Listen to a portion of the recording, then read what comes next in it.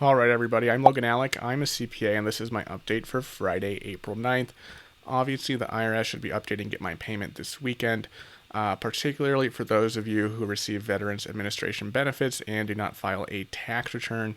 IRS had Get My Payment updated for some folks last week on Friday, so I would check today if you can, definitely tomorrow and Sunday if anything has changed. For those of you who have not received your payment yet, expected payment date for VA recipients as well as others is, of course, next Wednesday, April 14th, though sometimes people do get access to their money before that, depending on where they bank. I saw a study this week for the New York Federal Reserve. They ran a survey in March, so last month, asking households how they plan to use their check.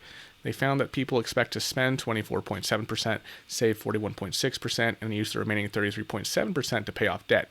Now, they did the same survey for the first two set of checks, and respondents reported spending less and saving more as time went on, although for some reason the percentage put toward debt was far higher for the second payment than either the first or the third. The author specifically noted that people are saving more during the pandemic. There's obviously a lot of uncertainty in a variety of fields and industries.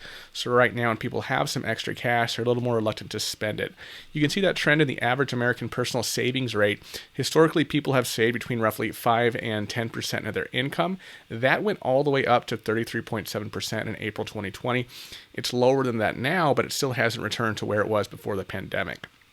And even in a recession like 2008, which had a much lower peak unemployment but took significantly longer to recover, that barely had any effect on personal savings, while the 2020 recession pushed the savings rate to the highest it's been since they started tracking it in 1959. So if you have some extra cash, whether it's a stimulus check or something else, leave a comment. Let me know how you're going to use that money and if that has changed over the past year. All right, now let's get into the news with the Biden administration as well as Congress. The big story today is that the White House released its request for discretionary funding for the 2022 fiscal year.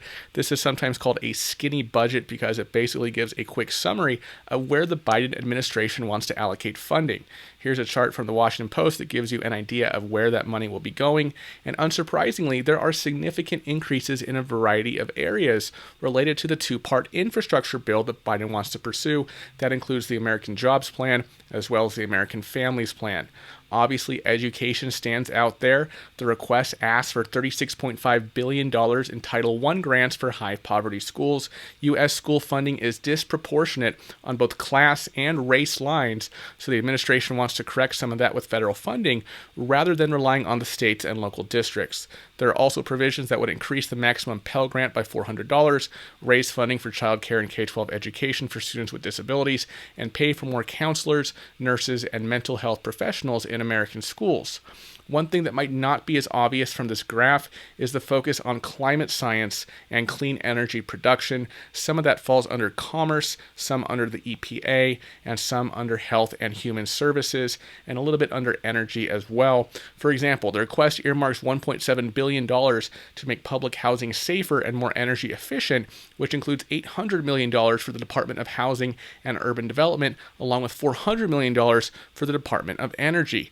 They also want to set aside $3.6 billion to improve our water infrastructure, almost $1 billion to set up a new accelerating environmental and economic justice initiative at the EPA, and more than $4 billion for climate and sustainability research distributed to several agencies, including NASA, the National Science Foundation, and the Department of the Interior. So we don't have the full breakdown of this request yet. At this point, it's just, like I said, a skinny budget. But as we've seen from the infrastructure package that Biden wants to pursue, there's going to be a lot of funding for education and clean energy, as well as more traditional infrastructure projects, the things that most people think about when they hear the word infrastructure, bridges, roads, and things like that.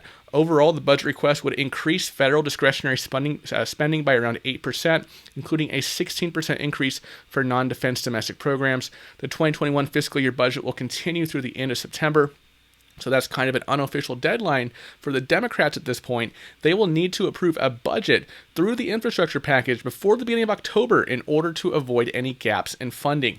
Obviously, there's no guarantee that what they pass will look exactly like what Joe Biden is envisioning.